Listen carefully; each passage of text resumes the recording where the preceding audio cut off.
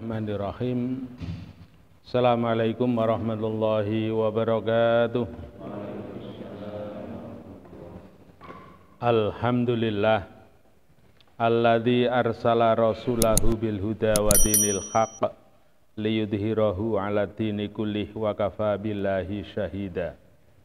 Arsalahu basyiran wa nadhira wa da'iyan ilallahi bi idznihi wa sirajan munira. Allahumma shalli wa sallim wa barik ala Muhammadin wa ala alihi wa ashabihi wa man tabi'ahum bi ihsanin ila yaumiddin.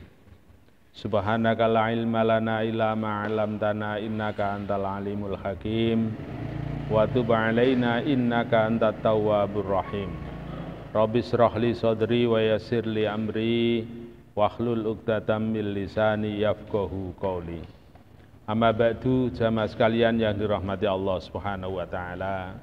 Pagi ini kita patut bersyukur kepada Allah karena Allah masih berkenan memberikan hidayah ma'unah rahmatnya kepada kita sehingga kita bisa hadir untuk melakukan sholat subuh berjamaah dan kita lanjutkan dengan thalabul ilmi. Mudah-mudahan amal ibadah kita semua diterima oleh Allah Subhanahu wa taala. Jamaah sekalian, ada yang perlu kami sampaikan sebagai pengingat bagi kita semua. Karena apa? Karena kebanyakan manusia itu seringkali lupa.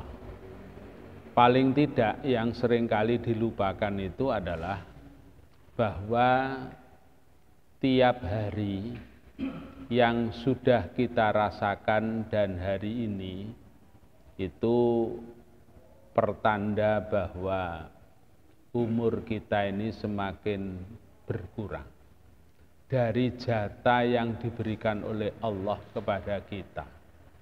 Ini yang seringkali kita lupa, bahwa umur kita semakin hari semakin berkurang dari jatah yang diberikan oleh Allah kepada kita.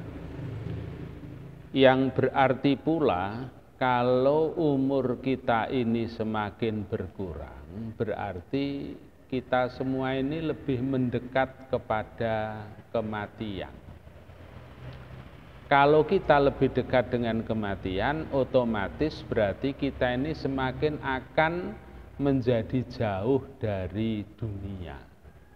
Jadi kalau orang itu sudah dekat dengan wafat, sampai pada akhirnya wafat, kita tinggalkan dunia, maka disebut dengan meninggal dunia. Berarti di saat itu pula kita ini semakin jauh dari dunia, karena alam kita sudah berubah menjadi alam barzah. Barzah itu dinding yang membedakan antara dunia dengan menuju ke alam akhirat yang kekal abadi. Nah, ini yang perlu kita sadari.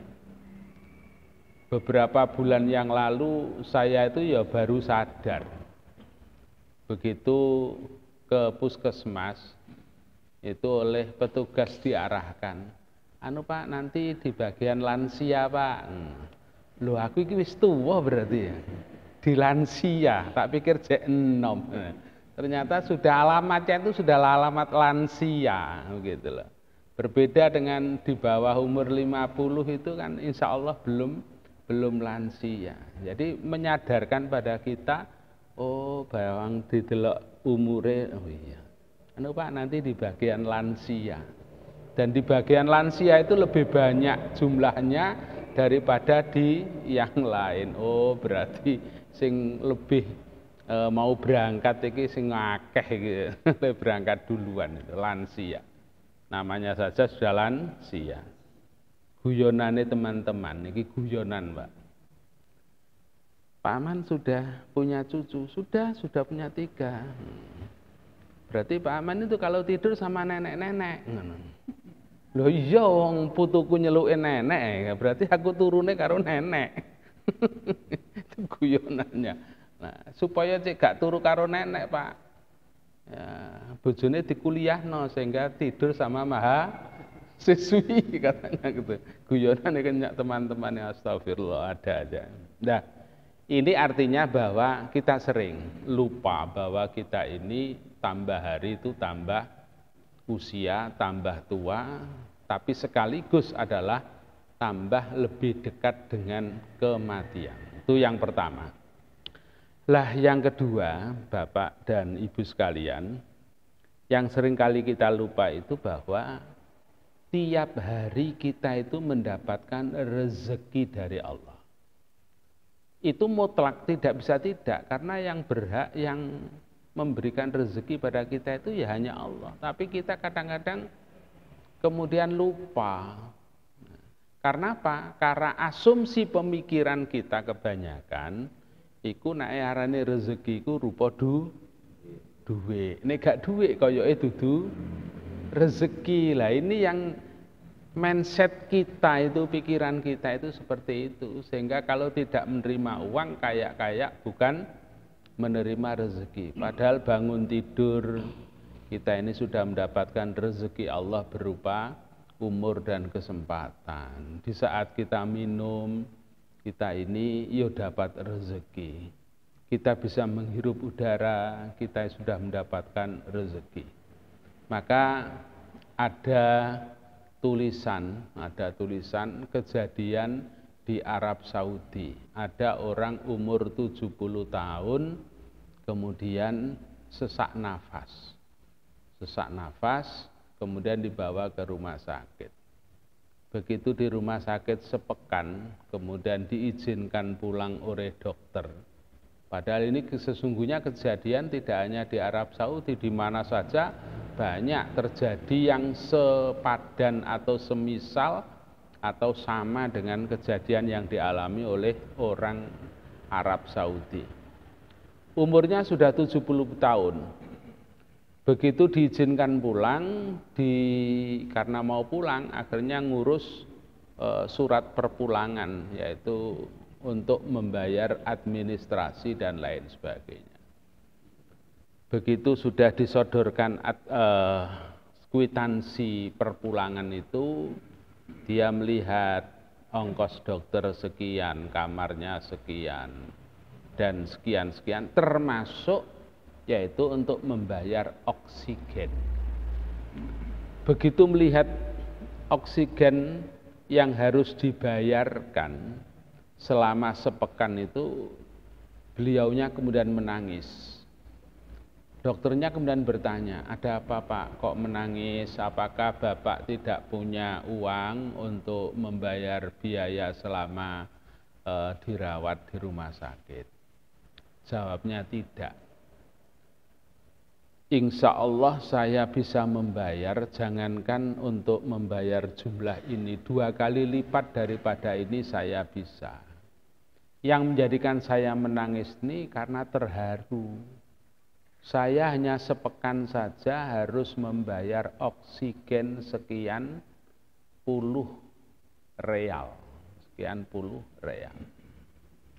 Padahal 70 tahun itu saya tidak pernah membayar oksigen. Jadi mulai 0 tahun, 0 bulan, 0 hari sampai 70 tahun itu bayar oksigen ya baru sepekan di rumah sakit. Lainnya ini kan gratis, diberikan oleh Allah, saya bisa bernafas lega dan lain sebagainya. Lah tetapi kemudian 1 pekan di rumah sakit harus membayar oksigen. Ini berarti saya ini termasuk orang yang lupa kalau selama ini saya itu mendapatkan anugerah dari Allah yang luar biasa. Ini yang menjadikan saya menangis, berarti saya itu lupa kalau Allah itu maha segalanya. Nah sekarang nuwun sewu lho Pak, sak tabung itu aja udah berapa ini. Padahal dalam sehari semalam 24 jam itu kira-kira tabung berapa yang kita habiskan? Katakanlah 1 saja. Kemudian kita ini umur 60, sudah berapa ratus juta yang harus kita keluarkan. Nah ini artinya kita kadang-kadang sering lupa. Kenapa kok lupa? Lupa itu mungkin sebab karena kita ini lupa bahwa itu adalah anugerah Allah. Lah supaya tidak lupa, Rasulullah kan ngajar pada kita. Kalau habis sholat paling tidak perlu kita sisihkan waktu untuk berucap Allahumma a'inni ala zikrika wa syukrika wa husni ibadatik. Ya Allah, mohon kami ini dibantu. Berarti kita ini tidak lepas daripada campur tangan Allah untuk bisa bersyukur saja. Itu harus lewat bantuan Allah. Kalau tidak dibantu Allah ya lupa, itu bisa lupa. Allahumma a'inni ala dzikrika. Ya Allah, bantulah aku untuk bisa mengingat Engkau. Setiap saat dan waktu kita ini butuh pertolongan Allah. Setiap saat dan waktu kita ini butuh kasih sayang Allah. Untuk bersyukur saja juga harus dibantu oleh Allah. Kalau tidak ya orang tidak bersyukur. Bahkan kadang-kadang ya syukur tapi ya apa maneh lho. Syukur kok ate ana tambane ya apa maneh. Itu berarti kan enggak syukur gitu loh. Padahal Allah kan menyatakan fadhkuruni adzkurkum washkuruli wala takfurun. Lah Allah memberikan sinyal yang demikian itu karena kebanyakan manusia tidak bisa bersyukur akan karunia Allah, rezeki yang diberikan kepada Allah. Nah ini mindset yang harus senantiasa. Lah ini bedanya Pak, hal yastawil ladzina ya'lamun wal ladzina la ya'lamun. Bedanya orang yang tahu, diberitahu, diingatkan, bedanya orang yang ngaji dengan yang tidak itu pasti berbeda. Itu ketentuan yang tidak bisa dibantah lagi. Jadi paling tidak kita ini setiap saat dan waktu, tiap hari harus sadar bahwa umur kita itu semakin hari semakin berkurang. Walaupun dalam satu sisi tiap hari tambah, tapi tambahnya itu tambah untuk mendekati kepada titik karena akan menjadi habis dari jatah umur kita. Yang kedua adalah kita harus ingat setiap saat dan waktu bahwa kita ini tetap dalam keadaan mendapatkan rezeki oleh Allah, diberi rezeki oleh Allah. Hanya saja takaran rezeki itu berbeda antara satu dengan yang lain. Makanya kalau kita itu minta itu kan Robbi zidni ilma warzukni fahma. Itu berarti kita ini sudah diberi rezeki, cuma kita ini masih butuh tambahan. Itu berarti kita itu sudah ada jatah dari Allah, tapi kita minta tambahan. Seperti jatah haji itu loh Pak, jatah haji itu kita ini sudah dijatah haji sekian puluh ribu, tapi karena masih kurang sehingga minta tambahan jatah. Artinya kita sudah diberi tapi masih kurang. Nah, ini. Karena Allah tidak mungkin tidak memberikan rezeki pada hambanya. Janji Allah itu kan wa ma min dabatin fil ardi illa 'alallahi rizquha. Apa saja yang hidup di muka bumi ini itu dijatah oleh Allah tentang rezekinya. Bahkan kadang-kadang rezeki itu datang diterima oleh hambanya Allah itu di luar apa Pak? Di luar sangkaan dan dugaan. Contoh cecak itu kan hidupnya merayap di tembok. Tapi kadang-kadang rezekinya itu dari barang yang miber-miber itu, nyamuk gitu. Kan tidak mungkin cecak itu kemudian mencolot buru nyamuk itu kan nggak mungkin. Tapi mungkin nyamuk yang datang untuk menghampiri kepada cecak karena jatahnya. Maka rezeki itu tetap dicari, diusahakan, dan rezeki itu tidak akan pernah salah alamat. Oh keliru ini rezeki ini, tidak seperti tukang pos atau ngantar paket. Itu aja masih tanya, ini Pak mana? Gitu. Rezeki tidak akan pernah salah alamat. Ini sekedar untuk mengingatkan kembali pada kita semua. Kita lanjutkan ngaji kita, yaitu bab fi adabil majlis wal jalis, yaitu adab di dalam perkumpulan atau ketemunya beberapa orang satu dengan yang lain atau dalam satu majlis pertemuan itu. Jadi di mana saja dan kapan saja dalam posisi yang bagaimanapun juga Islam itu hadir memberikan aturan. Ini menunjukkan kesempurnaan ajaran Islam itu tidak ada yang tidak diatur oleh Islam. Yaitu hadis An Ibni Umar radhiyallahu anhuma qala Rasulullah sallallahu alaihi wasallam la yuqimanna ahadakum rajulan min majlisihi thumma yajlisu fihi walakin tawassa'u wa tafassahu wa kana Ibnu Umar idza qama lahu rajulun min majlisihi thumma yajlisu fihi muttafaqun alaihi. Hadis yang dibawakan oleh Ibnu Umar, yaitu Abdullah bin Umar bin Khattab. Jadi anaknya Umar bin Khattab. Ia mendengar Rasulullah sallallahu alaihi wasallam bahwa Rasulullah bersabda la yuqimanna ahadakum rajulan min majlisihi summa yajlisu fihi. La yuqimanna, jangan sekali-kali di antara kamu itu menyuruh orang untuk berdiri dari tempat duduknya, kemudian orang yang menyuruh itu menduduki dari tempat orang yang berdiri.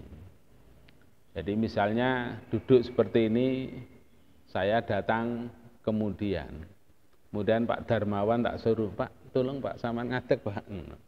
Barang Pak Darmawan ngadeg itu dadane kula lungguh ganteni nggon panggenane Pak Darmawan. Itu ndak boleh, begitu itu ndak boleh. Apapun posisi kita tidak boleh. Nah, maka bagaimana solusinya? Solusinya nuwun sewu Pak, sodok napa? Ngerenggang saithik Pak. Lah begitu ada renggang baru kita duduk di situ.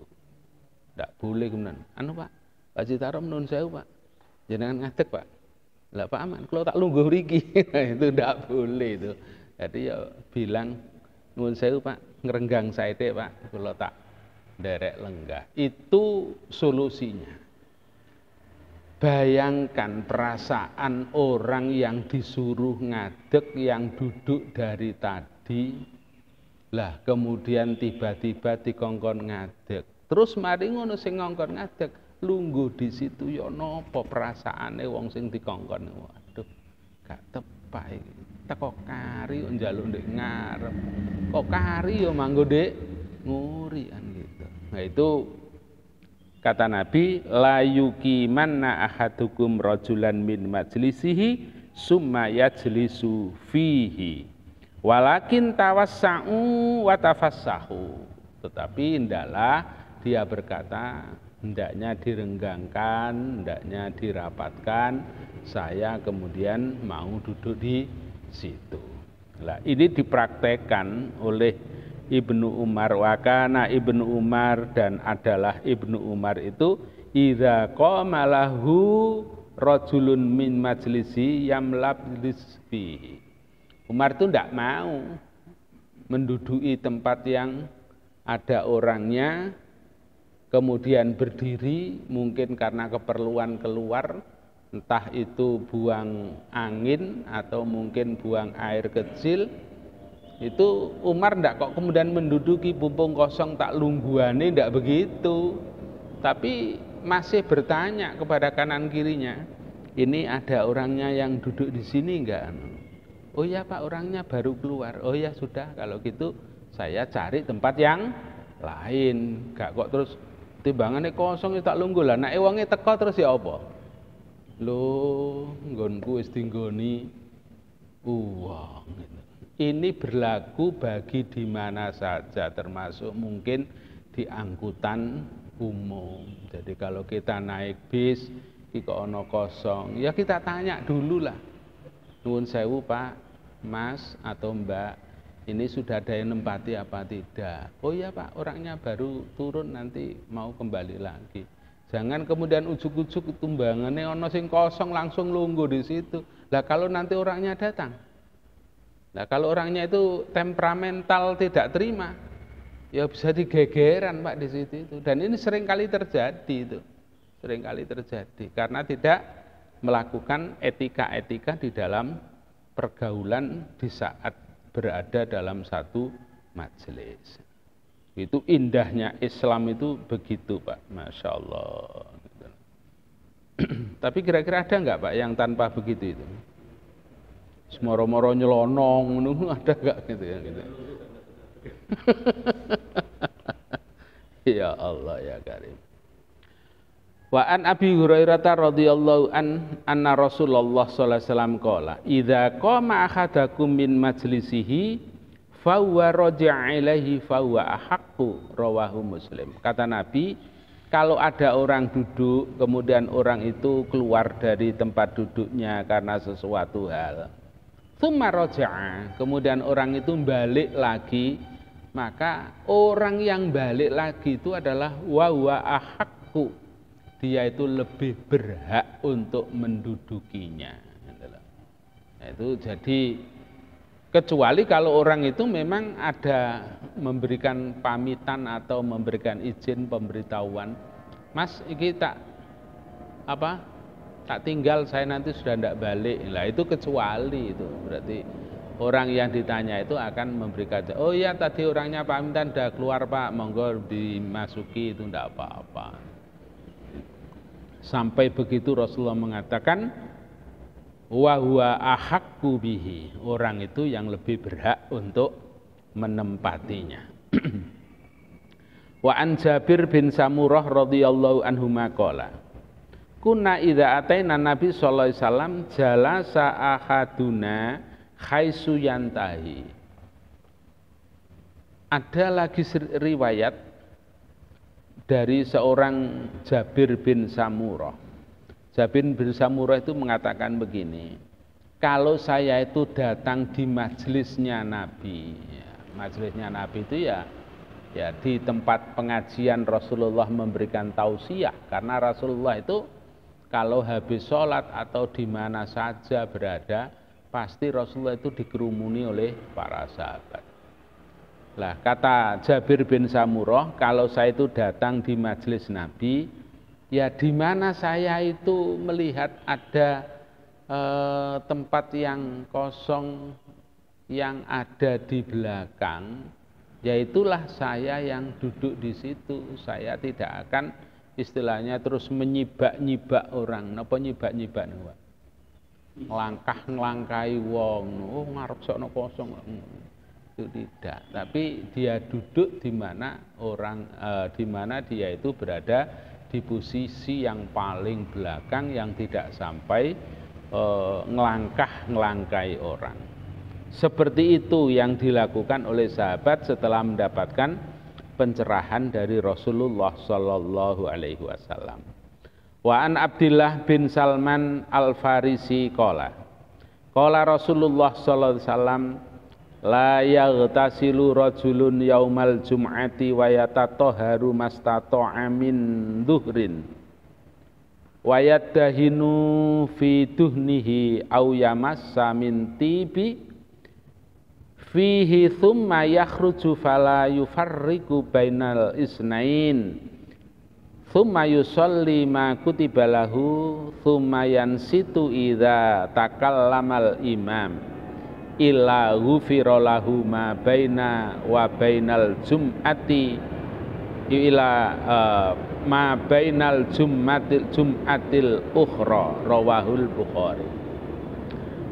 Abu Abdillah yaitu Salman Al-Farisi, itu mendengar Rasulullah SAW memberikan wejangan-wejangan. Di antaranya apa? Siapa yang mandi besar, ini dimaknai mandi besar karena ada hadis yang lain, ghuslun yaumal jum'ati wajibun ala kulli muslimin muhtalim.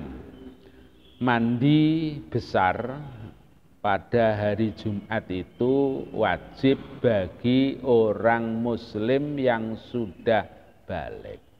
Tapi makna wajib ini kemudian oleh ulama-ulama dimaknai bukan wajib kalau kemudian dosa manakala ditinggalkan, tetapi ini pada tarapan yaitu sunnah muakkadah, sunnah yang dianjurkan, artinya sunnah yang ditekankan mendekati wajib.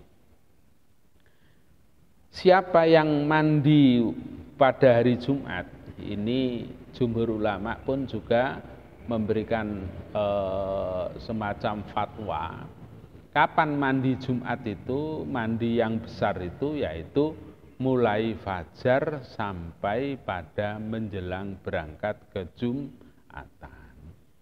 Jadi misalnya tadi sebelum subuh kita mandi besar karena ini hari Jumat misalnya, maka itu sudah masuk kategori kita mandi pada hari Jumat. Nanti jam 7 misalnya karena tadi gak sempat mandi besar, jam 7 kita mandi besar, itu berarti juga mandi di hari Jumat dengan niatan sama dengan apa yang disampaikan oleh Nabi. Atau mungkin jam setengah 11 baru mandi besar, maka itu berarti mandi yang dialamatkan untuk Jumat. Siapa yang mandi pada hari Jumat, kemudian orang itu menggunakan pakaian yang bersih, kemudian memakai wangi-wangian, kemudian orang itu datang ke masjid, kemudian orang itu tidak melangkahi daripada pundak satu ke pundak yang lain, kemudian orang itu sholat tahiyatul masjid, kemudian orang itu diam di saat khatib itu sedang khutbah, maka orang yang melakukan amalan-amalan tadi itu illahu firolahu ma baina wa bainal jum'atil ukhra. Orang yang demikian itu oleh Allah mendapatkan kehormatan, dosa Jumat satu dengan Jumat yang lain itu diampuni oleh Allah Subhanahu wa ta'ala. Tentu dosa-dosa yang kecil, tentu dosa-dosa yang kecil.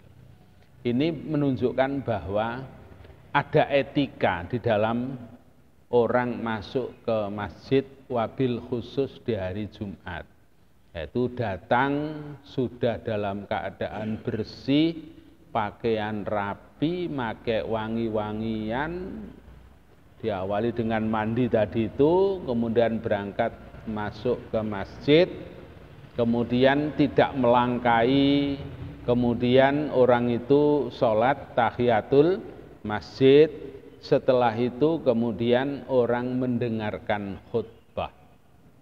Lah ini tentu juga ada hal-hal yang terkait dengan yang lain. Sering kali di mana saja ini Pak Haji Tarom, tidak hanya di masjid kita. Padahal Pak Haji Tarom itu Masya Allah, saya melihat kalau pas khutbah di sini itu sing noto sop itu Pak Haji Tarom, depan dulu. Lah akeh-akeh ini Pak, akeh-akeh. Teko ngarep sek kosong, lungguhe nggone nguri terus sendepel. Ngoten niku kare zikir sampak sak turune. Padahal yang baik aturane iku masuk masjid nempati tempat yang masih kosong di depan. Penuh baru sop kedua, penuh baru sop ketiga. Tapi seringkali kene sek melencok dadekne lungguhe ndek pojok. Nah, itu sambil napa, Pak? Ambil dzikir sak khusuke sampak sak turune. Bahkan kadang-kadang itu komat gak krungu. Ngoten niku nggih wonten lho, Pak. Komat gak krungu akhirnya dijawil koncone, waget lho ngono. Nah, akhirnya sampai ada guyonan, aku mau sholat di tempat yang aneh. Loh, aneh ya apa? Aku lungguh. Dadane kok gak ono khutbahe. Moro-moro sholat niku kira-kira masjid apa ya. Nah, pas di saat khutbah dia tidur ya gak ero, ngono lho. Maka Rasulullah memberikan apresiasi, Allah memberikan apresiasi yang disampaikan oleh Rasulullah. Orang yang berangkat dalam keadaan bersih, mandi besar, kemudian memakai pakaian yang terbaik yang dimiliki, kemudian memakai harum-haruman, kemudian orang itu sholat 2 rakaat, sholat tahiyatul masjid, kemudian mendengarkan. Maka di masjid-masjid yang lain itu masih ada begini, Pak. Seakan-akan ini sunnah Nabi yang harus seperti itu. Sebelum khatib naik mimbar itu biasanya ada yang napa niku? Badal napa? Yang biasa yang azan, kemudian nanti yang qomat itu kemudian berdiri. Ma'asyiral muslimina rahimakumullah. Ruwiya an Abi Hurairah radhiyallahu annahu qol idza qulta li sahibika yaumal jum'ati ansit wal imamu yahtubu faqat lahud ansitu wasma'u wa'ati'u rahimakumullah ansitu wasma'u wa'ati'u rahimakumullah. Itu 3 kali. Kemudian khatibe baru mari ngono baru ndonga. Tadi itu apa? Ma'asyiral muslimin, wahai kaum muslimin. Qala Rasulullah sallallahu alaihi wasallam, Rasulullah bersabda, "Idza qulta li sahibika yaumal jum'ati ansit wal imamu yahtubu faqat lahud."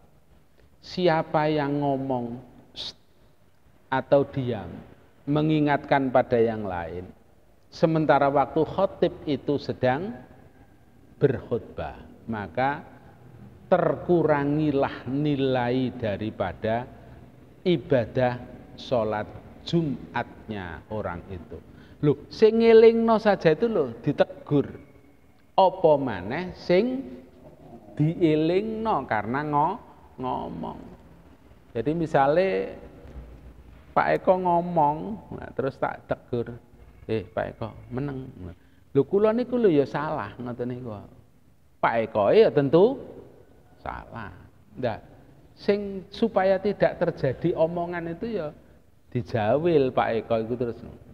Nah, gitu. Makanya idza qulta li sahibika yaumal jum'ati ansit wal imamu yaktubu faqat lahud.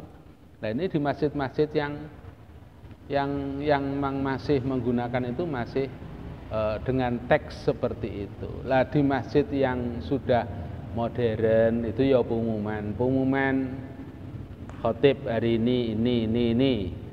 Kemudian infak Jumat kemarin sekian, masih terkumpul sekian. Mohon jamaah merapikan shaf dan diam di saat khutbah berlangsung. Itu sudah jelas orang paham karena bahasa kita memang bahasa Indonesia. Tetapi yang menggunakan itu kira-kira sing doi iku rukune, syarat rukune khutbah iku kudu ana ngono, padahal tidak, itu beda. Khutbah itu ya diawali dengan assalamualaikumnya khatib itu. Nah, tapi namanya orang itu kadang-kadang wis dielingno bolak-balik, mohon shaf depan diisi terlebih dahulu sebelum shaf depan penuh, jangan membuat shaf. Ngono ya sik pawancet ae sing ndek nguri ya sik sendepelan gitu ya biasa. Lho iku dielingno nganggo bahasane kadang-kadang enggak paham apa maneh dielingno nganggo bahasa Arab gitu loh. Itu Itu makanya yang anu itu ya pengumuman pada jamaah Masjid Al-Ikhlas bahwa satu ini, dua ini, mohon soft yang masih kosong di depan diisi dan jangan membuat soft. Itu mestinya kan ya paham toh Pak, itu wong Indonesia. Tapi ya saya pancet, saya nguri. Sesuk mana Jumat ya ngono. Padahal tiap hari ya diingatkan, tapi ya pancet aja. Makanya ini ada semacam itu tadi apa? Reward yang diberikan oleh Rasulullah SAW, siapa yang datang ke Jumatan dalam keadaan sudah mandi besar, memakai pakaian yang terbaik, pakai wangi-wangian, kemudian segera berangkat ke tempat masjid, kemudian tidak menyibak atau melewati pundak satu dengan pundak yang lain, kemudian orang itu sholat 2 rakaat, kemudian orang itu mendengarkan khutbah yang disampaikan, maka illa ghufira lahu ma baina wa bainal jum'atil ukhra. Dari rangkaian itu Allah memberikan balasan. Ini artinya Bapak, Allah itu Masya Allah luar biasa, memberikan balasan pada hambanya itu bukan remeh, bukan enteng-entengan, tapi besar sekali. Coba dosa sak minggu bainal jum'ati, antarane Jumat satu ke Jumat yang lain diampuni dengan amalan-amalan tadi. Itu Allah luar biasa. Dan ini karena Allah ingin menunjukkan bahwa dosanya manusia itu banyak sekali. Baik yang disengaja maupun tidak, baik yang kecil utamanya atau kepada yang besar.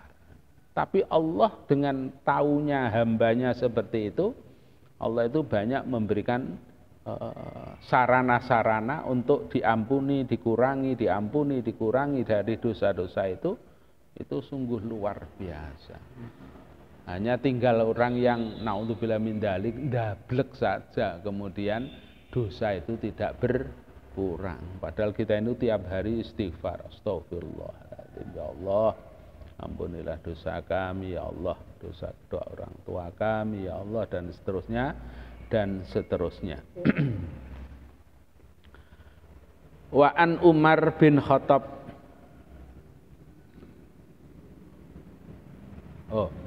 wa an Umar bin Su'aib an abihi an jaddihi anna Rasulullah sallallahu alaihi wasallam qala la yakhillu li rajulin ayyufarriqu bainal isnaini illa bi idzni. Ini ada penekanan lagi dari Rasulullah sallallahu alaihi wasallam. La yakhillu, tidak halal, tidak pantas, tidak patut, rajulun, ada seseorang itu kemudian memisahkan atau miyak. Cara mriki niku miyak napa mboten? Nggih, miyak wae ya. Dipiyak. Miyak dua orang kecuali mendapatkan izin daripada orang yang telah dipiyak tadi itu. Karena begitu menjaga daripada perasaan orang, maka itu tadi di dalam masjid kita itu ingin mendapatkan rahmat, kenikmatan Allah Subhanahu wa taala, barokah dan lain sebagainya, tapi kok kemudian dilakukan dengan cara yang kurang pantas. Kita masuk masjid itu kan ingin mendapatkan rahmat Allah. Di antaranya apa? Makanya di saat kita itu masuk masjid, jangan lupa untuk berdoa. Allahumma ghfirli dzunubi waftahli abwaba rahmatika. Ya Allah, ampunilah aku dan bukakanlah pintu-pintu rahmatmu kepadaku. Berarti kita itu kan mencari rahmat kasih sayangnya Allah. Allah menyatakan wa rahmati wasi'at ghadabi. Rahmatku itu mengalahkan murkaku. Jadi umpamane kok tidak karena rahmatnya Allah. Kita ini wis kakean salah itu ya murkane Allah itu akan turun setiap saat dan waktu. Masya Allah. Coba bayangkan Pak, sekarang ini viral ini di media, di koran, di HP, di TV. Beberapa hari atau beberapa bulan terakhir ini miris, Pak. Hampir setiap anak yang hilang, ada pengumuman telah meninggalkan rumah, anak SMP kelas 3 atas nama ini, nggak ketemu sak minggu, ketemu itu sudah mati. Beritanya itu Masya Allah itu banyak sekali, bukan saja di Surabaya, Pak. Surabaya ini sudah berulang kali anak tingkat SMP kelas 2, kelas 3, SMA kelas 1 itu gitu. Dan itu berawal dari hal yang amat sepele sekali. Loh, arek SMP loh, Pak. Wis wani mateni kancane, pacare, kenalane. Dan itu remeh sekali. Kenapa engkau membunuh? Iya, Pak, karena itu dulu pacar saya, kemudian dia sudah pisah dengan saya, kemudian dia itu dengan orang lain, saya cemburu. Loh, Masya Allah. Itu di Surabaya sudah tidak kurang dari 7 sampai 10. Kapan itu di Rungkut ada anak SMP konangan sudah gantung diri wedok karena diputus pacare. Kemudian kapan itu ada yang dicor, Pak. Jadi mati dicor. Nah, kira-kira dheweke kepengen arepe nggih jembatan mbek ngecor dan lain sebagainya. Ya Allah, miris, Pak. Anak-anak segitu-segitu itu luar biasa. Itu. Loh, batin saya itu batin saya. Lah ya wis putus kok dijak metu kok gelem, wong wis putus kan gitu. Itu kadang-kadang ya Allah, pandainya nafsu hawa, nafsu setan menggoda manusia ini. Lah, ini berarti kembali lagi bahwa la yakhillu li rajulin ayyufarriqa bainasnain illa bi'idznih. Tidak halal, tidak pantas, tidak patut seseorang itu kemudian menyibak-nyibak atau miyak-miyak itu pada orang yang duduk, kemudian orang itu menduduki di situ illa bi'idznih, kecuali mendapatkan izinnya. Ada lagi wa fi riwayatin li Abi Dawud la yajlisu baina rajulaini illa bi idznih. Janganlah seseorang itu menduduki di antara dua orang yang sedang duduk kecuali mendapatkan izinnya. Nah, kadang-kadang ya ini kembali mengingatkan pada kita, khususnya panjenengan yang sudah pernah umroh dan pernah haji itu. Ya mek wong Jawa tok sing Jawa. Liyane wong Jawa niku wis balas gak duwe aturan ngoten niku kan. Ana nggon saiki langsung ora lungguh, gak kate izin, gak kate Gak izin niku mungkin ya karena gak ngerti bahasanya atau apa. Tapi itu moro-moro lungguh ngoten mawon. Apalagi misalnya panjenengan kali Pak Haji Maksum Soto Ombong, wah langsung moro belek ngoten. Ya Allah, ono gak sampai sak jengkal saja orang. Lah ya kok gak terus takok njemok ta piye ngono terus demek. Ngene tanpa isyarat. Batin kula umpamane gak Jawa, batin itu terjadi begitu itu. Mulane jamaah haji Indonesia iku ndek kono iku ge kalah-kalahan. Karena wong ya cilik, mari ngono ya semangka dibereki bokong sakmono gawedene ngoten niku ya wis gak iso obah gitu. Itu yang terjadi. Mungkin juga di kampung atau di daerahnya informasi yang terkait dengan etika-etika yang demikian itu mungkin juga belum tersampaikan. Itu aja itu yang terjadi. Jamaah sekalian, barangkali ini yang dapat kita sampaikan. Mudah-mudahan ngaji ini ada faedah dan manfaatnya, dibarokahi oleh Allah Subhanahu wa ta'ala. Kemudian saya mengingatkan Bapak, insya Allah tanggal 1 Dzulqa'dah itu menurut Kalau sekarang ini kan sudah tanggal 22, bagi yang puasanya Sabtu, tapi yang puasanya Jumat berarti sudah 23. Umur bulan Syawal ini insya Allah 30, berarti tinggal 7 hari. Bagi Bapak Ibu yang belum menyelesaikan Syawalan, masih ada kurang lebih 7 hari. Tapi bagi yang sudah, ya alhamdulillah.